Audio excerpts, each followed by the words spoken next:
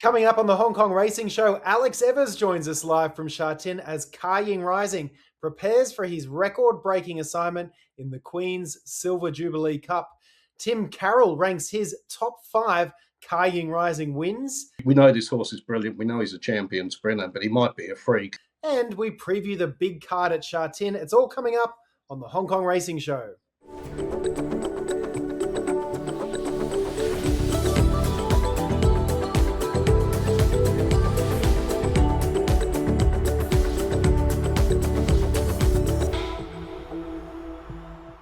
You're watching the Hong Kong Racing Show. I'm Andrew Brown, joined by Alex Evers, who is in Sha Tin. How are things, Alex? Lovely, Brownie. A little tired. Big day yesterday. Flew in Wednesday. Track work this morning. We got nice track work, by the way. Got Ka Ying Rising, Romantic Warrior, Voyage Bubble, Sagacious Life, Invincible Ibis, Infinite Resolve, a who's who of track work.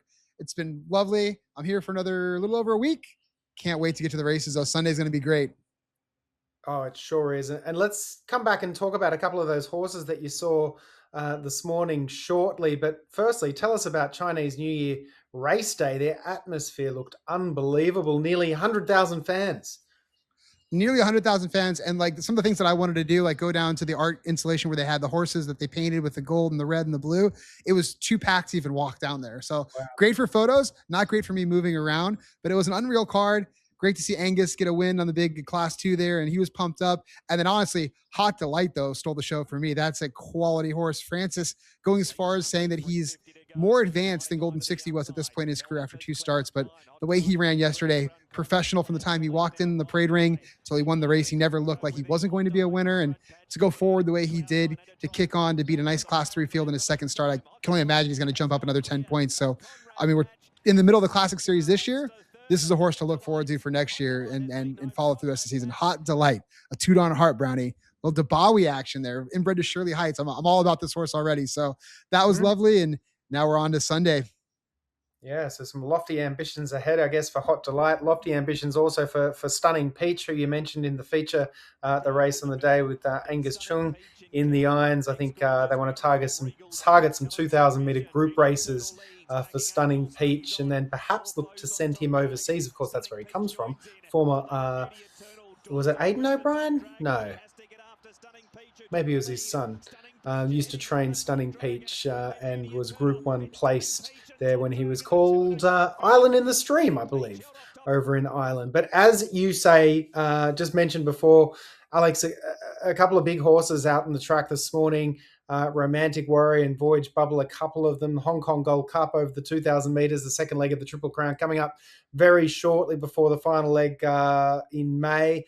How'd both those horses look this morning? Easy work for both of them, not asked too much, but it was interesting to see that Voyage Bubble did beat Romantic Warrior in the trial. I don't know if it's a little psychological thing. You want the competitive horses to finish in front of the other ones. Good to see. I don't know if it's the only time he's going to finish in front of Romantic Warrior in a race, but we'll see. But both looked really well within themselves. Voyage Bubble to me looked really well. He was confident. He looked good coming onto the track. Looked good in his trial. We'll see. He gave him a test a couple years ago in the Gold Cup, and so I think he gets a little bit closer this time than he did last time, but Romantic Warrior, just a consummate professional and a champ, and he's looked well as well. Physio Tom is in town to work on him, to keep him at his peak. So all systems go for both horses, and it should be a great race. That's right. And you saw a couple of 4-year-olds as well ahead of the Hong Kong Classic Cup coming up? Yeah, workmanlike effort for both of them. Sagacious Life on the outside, kind of fighting through the kickback, just plodding along, and Invincible Ibis up the fence, in around horses. So looking for both of them to prove. And then Infinite Resolve, I'll have to go back and watch the tape. He was in that trial with Cap Farah and Romantic Warrior and Voyage Bubble, but he looked well again this morning. So again, at this point, the fitness is already there for them. It's just ticking over the boxes and getting ready for the race. Okay, and the one that we all want to know about, of course, Ka Ying Rising, who's looking for 18 straight wins this Sunday, looking to break the record by a Hong Kong trained horse, currently equal with Silent Witness. He had his last fast work. How is he looking? Looks wonderful as usual, effortless, easy, down there on the inside of the fence. I was going to do some video, but he was a little too close to the rail, so it wasn't going to look that great. So I ended up shooting stills. Hazy in rare form. He's laughing. He's having a good time. So the camp is super light going into the race, and what we just expect to show, right? I mean, the rumor is it's supposed to be really warm on Sunday. So potentially, I guess maybe the question will be: it's a track record? Well, he breaks the actual record and sets a track record for 1,400 meters. If I could get both of those on a little prop bet line, I would take it. Okay, well, we'll have to have a look out around and see what we can find in terms of markets out there. Maybe the prediction markets that are a hot thing here in the States will start getting involved in that sort of thing. Oh, well, that'd be lovely, right? Just one more thing that I could lose money on betting. um, Alex, who would you say in the early days of Ka Ying Rising's career was number one in his fan club, outside of, say, David Hayes and Zach Burton? Oh, Mr. Carroll, of course. He was on that horse before he even ran a race. It looked like he was spot on, right? Everything he said had come to fruition. And again, we had a bold prediction, Brownie, a couple years ago that he was going to break the record. Here we are. It's what's coming through to form. That's right. Well, I had the pleasure of catching up with Tim just a little earlier. At the time, I hadn't had a haircut as well, so you may see slightly longer hair when we throw to this interview. Tim was actually in northern England getting ready to watch a rugby league match between an English team and an Australian team. He was very excited about that, but I thought it was no better time to catch up with Tim than on the eve of a horse that he's been following since day one, potentially about to break the great Silent Witnesses record of 17 straight wins with his 18th straight win at Sha Tin on Sunday. So here's that interview with Tim, and we'll be back shortly. Well, welcome back to the Hong Kong Racing Show. Tim, I see you've got your Australia hoodie on there. Where do we find you this week? I'm actually up in Hull, which is, if you're talking racing parlay, it's not far from York, it's not far from Doncaster, and it's a little bit south of Newcastle. So I'm on the coast. It's pretty cold outside, let me tell you, but I did find a really good seafood joint last night. I was pretty happy about that. And what's going on in Hull? I'm up here. I was actually given some tickets for the Broncos and the Hull KR match, which is the World Club Challenge in Rugby League. And it's funny, because it's a bit of a predicament for me because I'm a mad Roosters supporter from Australia. So I'm not particularly fond of the Broncos. But then again, Hull KR are the Pommy side. So I don't really know who to barrack for. But I'm going to be popping out there straight after this podcast. And I think I'll just sit back and enjoy the match. Okay, well, by the time this interview airs, because we're pre-recording it, that game will be done and dusted. But let's go the Broncos. Of course, the Broncos, Tim, actually played here in Las Vegas in the States a couple of years ago as part of Australia's opening round of the National Rugby League, which is coming up again next weekend at Allegiant Stadium. No Broncos this year, but we've got the Bulldogs and the Dragons, the Knights and the Cowboys, and the England team you're about to watch, Hull KR, versus Leeds Rhinos. So you've got to get stateside for one of those season openers, Tim. It's pretty awesome here in Las Vegas. Who's going to win between Hull KR and Leeds Rhinos? Well, Hull weren't very good in a warm-up match the other week, but they are the Super League champions. I'm sure they'll be a lot better, and they'll be a lot better for the hit out here. Leeds are a big club, but they've struggled a little bit recently. I'm going to go with Leeds, though. I think Leeds might just edge them over there. Okay, all right. Well, we need to get you over here for one of those opening weekends. Love to. It's awesome. Well, this is the Hong Kong Racing show, though. So let's talk some Ka Ying Rising. And it's obviously been very well publicized on this show that you were number one in the fan club of Ka Ying Rising, even after just a few starts very early on in his career. But did you ever expect, Tim, he'd be where he is today with a chance to break Silent Witnesses record? Probably not at the beginning. I think once he'd got a few Group 1s through, once he'd sort of got up to about, I think it was about start number 11 when he blew the hinges off the door, I sort of went, whoa, hang on. We know this horse is brilliant. We know he's a champion sprinter, but he might be a freak. And I now think that potentially he could actually break Silent Witnesses' record. And yeah, I suppose it's a difficult one because I had high expectations and people sort of say to me, you're a little bit surprised where he's got to. I suppose in a way I am, but in another way I'm kind of not, if you know what I mean, because I thought very early on that he was going to be, just something very special. Yeah, right. Well, we chatted last time just before his Hong Kong sprint win, his second win in that race. He's since gone on and won the Centenary Sprint Cup again. How do you assess his current form and his ability to step up to the 1,400 metres this weekend for just the second time? Yeah, I don't think that'd be a problem. I actually think he'd run a mile. I've got no doubt he'd run a mile, but obviously they're dominating the sprint division. They've got a little race in Australia called the Everest that they're probably going to go down and win again this year, so they keep him to the 6 furlongs. He went around in this race last year. Obviously, he won it. Karis Teeton rode him that day. Yeah. Zach was on the sidelines, and it was interesting because he did kind of hit what looked a little bit of a flat spot. And even Karis said afterwards when he jumped off, he said, just momentarily, only momentarily, he said I was a tad worried. It was like he was going to be the person to get beat on the champion. But at the end of the day, he hit the line better than anything else in the race, and he won well. Look, he's in super form. You and I were over there in December, and he just toyed with them in the Longines sprint. So I can't see him getting beat on the weekend, even though he's stepping up to 7 furlongs. I think he should win and win pretty comfortably. Going for 18 in a row. You've watched every single one of his starts. Would you have a top 3 or a top 5 performances that stands out to you from Ka Ying Rising? If you're talking about performance, it's in the grade ones. For me personally, I'll run through these quickly for you. I'd go when he won on his debut over there. You'll appreciate they all start off on a mark of 52. So if you're a punter, and a mark of 52, by the way, for the viewers, puts them in a class 4 handicap, which is the second bottom grade. So if you see one that wins and you know it's pretty good and it's going to go through the grades quickly, you can normally make a bit of coin out of that. So I cotton on to that. And also as a race fan, we all just want to see that potential next Group 1 horse, that next champion. So even though he got beaten his next 2 starts, but he looked very special on debut. So I thought that was a wonderful performance. I also thought when he won his first Longines sprint back in December 2024, because I think it was about start number 11, and that was his first Group 1. And until then, there was a few people saying, he hasn't gone around at the top level, etc. He hasn't made international competition. So I think he shut a few people up on that day.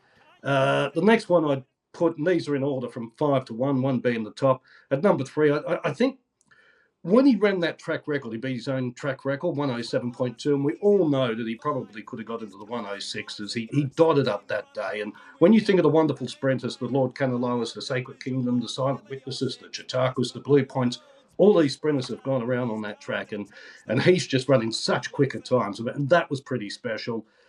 Number 2 for me, and I think most people would think I'd put this on top, but I'll explain my top one in a second, have to go with the Everest. To go down to Australia, it's the deepest sprinting turf pool in the world. To win a sprint in Australia, a big sprint like the Everest, to me, that's like beating the Americans on dirt in America or beating the Europeans over a mile and a quarter or a mile and a half in Europe. It's a big task. So he went down there. He achieved that, and I also thought it was great for the race because I know the Australians want international competition for that race, and it's difficult because it's a buy-in, and the Australian sprinters are pretty good. My number 1, and I'm going to be a bit selfish, and you guys on this show have been very good about this, but when he won the Chief Executives Cup first up in his second preparation, which would have been September 2024, now he carried 135 pound, the handicap that day. He gave the second 20 pounds. He ran 108. To put that in perspective, right, and this was on a good to yielding track. He ran a quicker time than Lord Canaloa on a good to yielding track, carrying 9 pound more, winning with a bit in hand. And it was kind of, I pumped in the numbers and I had to rub my eyes a little bit, and it just come up with 1 total. And that total, that sum was freak. And it was at that point I went online, and this horse, all he'd done had won a Group 3 at that stage. I went online and said, this is the best horse in the world, trust me. And I had the people from Australia say, Via Sestino, she's won all these Group 1s. Had people in Europe saying City of Troy. I'm sure the Americans threw up a few. And I get it, but I wasn't talking about a CV. I wasn't talking about the rating there and then. I was talking about the horse that was had the most natural ability of any horse on the planet. And I suppose from that point onwards, he's sort of, he's proved not just myself, but many other people right. So I'll always enjoy that day because, as I said, it nearly blew up my laptop when I punched in the numbers. So that'll always be my number 1. I know you have David and Zach on this show. I'd love to hear you ask them the question because I'm sure he's run to about that level a few times, but I'd be very surprised if they think he's run any better than what he ran on that day. Yeah, that's actually, well, I tell you, next time one of them comes on, we'll ask that very question. That's a very good point. And around about that time is when you might have got those succulent odds of him going and winning in the Everest too, I imagine. Well, not too long after. So I do too. So, Tim, where do you think Ka Ying Rising ranks in an all-time global sprinting context? Oh, in my opinion, without a shadow of a doubt, if you're going back, let's say the early 90s, I mean, I'm old, but I'm not that old, so I can't really go back to the Vanes and horses like that. The big three, in no particular order for mine, would be Deja from Europe, Black Caviar from Australia, and Ka Ying Rising. Now, I think there's a fair few just underneath that, the Silent Witness, the Lord Kanaloa, Nature Strip, horses like that. You know, there's a lot of good sprint. Blue Point, I know he bombed in Hong Kong, but he was very good in Europe. But I put them on the next rung underneath. I've got no doubt that he's there with Black Caviar and Deja as the best sprinter of the last 40 odd years, and I think that the ratings, certainly time form, agree, and the official ratings, the people doing those, and I've got some friends that do those, but on this fella, they need to give their heads a serious wobble because they're still about £4 out. Now, there's been a bit of chat here in the States about the connection of Breeders' Cup Turf Sprint winner She's So Spicy taking a crack at Ka Ying Rising. I know you keep an eye on the Aussie form. The Sam Friedman trained 10 Tyrus looked awesome winning the Group 1 Lightning at Flemington last weekend. There's some chat. They want to take on Ka Ying Rising. From what you've seen, is 10 Tyrus a legitimate opponent for the Hong Kong champ? Well, I think he's legitimate because he's a very promising sprinter. But what you've got to remember, what I've just said is Ka Ying Rising. I'll use time form figures because I think they're a little bit more accurate. He's 135. I think Black Caviar was 136 and Deja was 140. And Deja was European, so he was always going to get the highest rating. But, well, I don't get me going. If Black Caviar, when she was breaking 31 seconds for the middle 3 furlongs in the Lightning in Australia, the first horse in the Group 1 to break 10 seconds, if she did that in Europe, she'd be rated 140, believe me. But anyway, I think what you've got to remember with this young sprinter from Australia, very much on the way up, and he was super the other day. The way he picked up was impressive, but he's still a long way behind that sort of level. He's got a ways to go, and we'd all love to see it because you want to see the challenger taking on the champ. But he's going to have to run to the sort of level that we very rarely see. Ka Ying Rising, as I say, even the ratings agree with me. He's one of the top 3 sprinters of the last 40 years. So this fella's going to have to be probably, to give him a match, he's going to have to be as good as a Lord Kanaloa, a Silent Witness, a Haylist, a Nature Strip. He's going to have to be around about there just to give him a match. He's probably going to have to be even a little bit better if he's going to be a realistic chance of beating him. Working to the theory, they both run the form. Yeah. Well, let's see what happens. Hey, it would be great if they were to meet in Sydney at the Everest this year. That'd be fantastic. And if we could get that American horse over too, She's So Spicy, that would really add some North American interest to it as well, which would be unreal. Before I let you go, Tim, we're all very excited to see Ka Ying Rising this weekend. Of course, there's been a young English jockey who actually rode a Breeders' Cup winner at Del Mar here just a few months ago too. That's doing such a great job over in Hong Kong. Dylan Brown McMonagle. I said English, but he's actually Irish, isn't he? I should correct myself there. How do you think he's been going? Yeah, really well. As we know, Hong Kong's a really tough market to crack, and there's been a few riders from Australia, from Europe, for whatever, good riders too, but for whatever reason, it hasn't worked out for them, and they've had to head back home.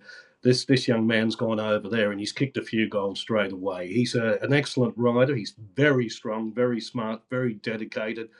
He was apprenticed to Joseph O'Brien as a 16-year-old. He's only 22 now. He's the number 1 rider for Joseph. And to be honest with you, not that I've got a crystal ball, but given his age, and when you look at the age of Ryan Moore, wouldn't surprise me if he ends up the number 1 for Coolmore one day. But he's a fantastic rider, and he's done everything. You've got to hit the ground running in Hong Kong. If you don't, the rides just dry up. And there's a few riders, good riders too, that have gone over there, barely ride a winner. So, yeah, look, he's obviously going to come back to Europe for the European season, but it'd be great if we saw him in Hong Kong again. And I think he'd be keen to go back because he's riding winners for big name trainers, and obviously the prize money's pretty good. Yeah, it's sensational. No, he's just it took him a couple of weeks, I guess, but he's just, once he's got his eye in, he's just been going sensationally. I think he had a big price winner too at Sha Tin during the week on the New Year's Day Chinese New Year card. So awesome stuff. All right, Tim, I know you've got to get off to the game. Last thing, the Hong Kong Derby. You got an early pick for us? Little Paradise, Sagacious Life. It's interesting, all the picks that Zach had, and And Yeah, he went the wrong way. I think yeah, that little Paradise had no right to win the other day, and he beat some of mm, the main protagonists. So I know it's a little bit boring because I would imagine he's right at the top of the market now, probably 2-1, 5-2. But yeah, I thought he was good the other day. I think, yeah, you talk about potential superstars. I think he could be the next Hong Kong one. So at the moment, he'd have to be my pick for the Derby. Vincent Ho may have found his next golden 60. Let's hope so. Mm. All right, Tim. Well, as always, so great to chat to you about not just Hong Kong racing, but a bit of rugby league as well. So enjoy the game, and we'll catch up with you soon. Cheers. Thanks, Brownie. Always great to catch up with Tim. Let's check out the full field now for the feature race at Sha Tin this weekend.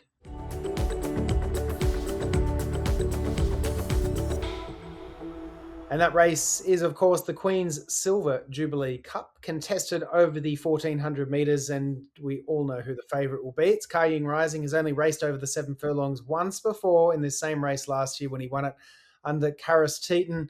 He's going to be a very short price to do it again, and he will start from post number 3 as well for trainer David Hayes. So Ka Ying Rising looking for 18 straight. Can anyone beat him? Well, Helios Express has been the bridesmaid on half a dozen occasions. He bounced back to form last out behind Ka Ying Rising in the Centenary Sprint Cup, drawn post 5.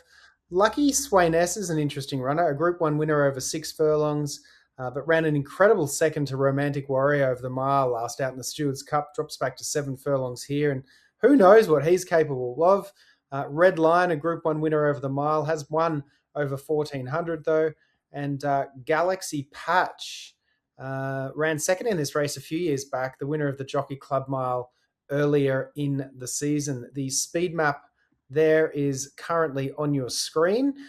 This is the speed map that you can find on the Hong Kong Jockey Club website. They do it for all of the races, and an interesting speed map too. I guess Zach's always got a lot of options, doesn't he, Alex? But you'd think from that post he can just, the way Ka Ying Rising has been beginning, probably sit very handy. Yeah, I mean, you imagine he's going to be sitting second or even take the lead if he breaks super well. Doesn't matter where the horse is in the field. He's such a standout. But for this race specifically, I think I'm going to try to catch a price in there for third and get Sunlight Power going on there at the 1,400 meters. Hopefully he gets a better, cleaner run. And it'll be interesting to see, Brandy. The track was a little bit dead on the fence again yesterday with the A course.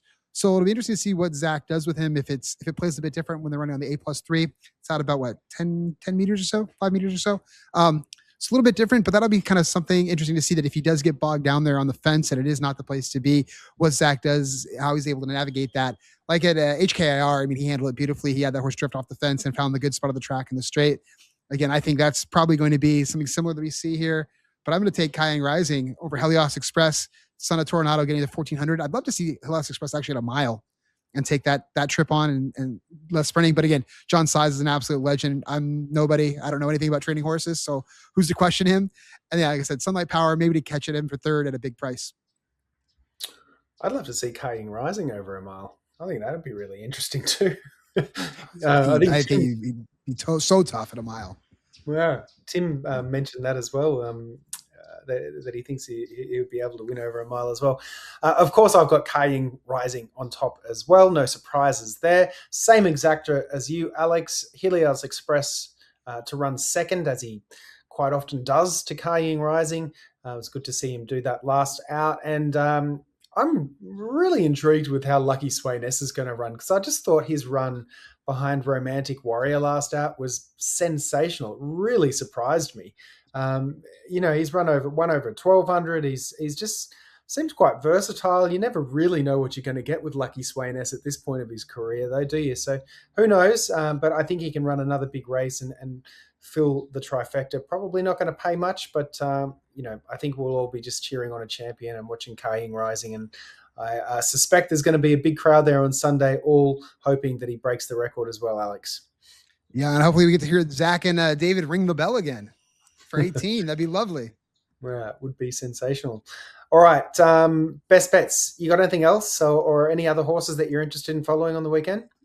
Yeah, I'm looking back at race 4 with Magic Control getting back to the 1,000 meters, and he draws the outside where stand side is technically the place to be. Consistently gets Britton Abdullah aboard, who's really talented on those sprinters. maybe get a chance to beat the favorite Stellar Express with him, then it'll be interesting. Pace should be on with Stellar Express and Drumbag Banner going forward. Okay, well, I'm going to go to race 10, and I've got my eye on Livero. Race 10, number 3 for Harry Bentley and Brett Crawford. Brett Crawford, certainly an informed trainer at the moment, and Harry could be in for a big day on Sunday. He's got a good book of rides. Livero has just been the model of consistency of late and draws well in 7, and looking forward to that race at Class 3. Over the mile, the penultimate race on what's going to be a big 11 race card at Sha Tin on Sunday. Alex, we are looking forward to seeing all of your incredible pictures. What else you got going on between now and then? Editing the pictures from yesterday. I looked at the number last night. I shot 32,000 pictures. I don't know how. There was no remotes. It was the opening ceremony was incredible, Brownie, with the lion dance and the eye dotting ceremony and Kelly Chin. And it was great. It was the fans were hyped up. It was packed house. So I shot a lot of stuff during that lion dance and all that. So got to go through and do that. The people stuff, Brownie, it's what keeps you paid. That's right. And so what are your travel plans after this weekend? I was going to go back, but I'm going to stay for the week. So I'll do some track work, try to catch Little Paradise on Wednesday morning, Happy Valley Wednesday evening, see some track work Thursday maybe, and then the races on Sunday and head back to California for the Sanity Handicap on the 7th of March. So a lot of racing going on, a lot of good racing, grade ones, future stars, Kentucky Derby horses, Classic Series, Derby horses in Hong Kong, a whole lot of them. It's all happening. So you're going to have the best part of 10 to 12 days in Hong Kong on this trip, even longer. Yeah, a bit longer. I left Monday, landed Wednesday, and then I go back on Monday afternoon. So on the 2nd. So not bad. Well, eat some dumplings for me. I'm jealous. Although you don't have the breakfast at this time of year, do you? No breakfast, unfortunately. I'm actually looking at where the breakfast used to be set up, getting kind of hungry myself. Well, we do have trainer stand coffee. The coffee at the trainer stand down here is legit like my favorite, the best thing ever. I don't know what they put in it. They got to put something in it. There's an EPO or something. It's too good. Nice. Well, that's good. If you see Casper around at the trainer's hut, tell him that we want to get him on the show to wish him all the best for the 1,200 wins he's racked up, and also I think he's just taken the lead in the Trainers Championship as well with his winner at Sha Tin yesterday as well. So he had that nice first time starter yesterday that went to the lead and romped. I can't remember. Playful Bros. What's his name? Maybe I don't know. Don't quote me on that one. Okay. All right. Well, yeah. It's been good to catch up. Have an awesome weekend. Can't wait to see all your pictures, as I just mentioned, and God, just can't wait to see the mighty Ka Ying Rising back. It's going to be a terrific day. Thank you very much for your time, Alex. Enjoy yourself. Thank you, everybody, for watching, and we will see you next week on the Hong Kong Racing Show.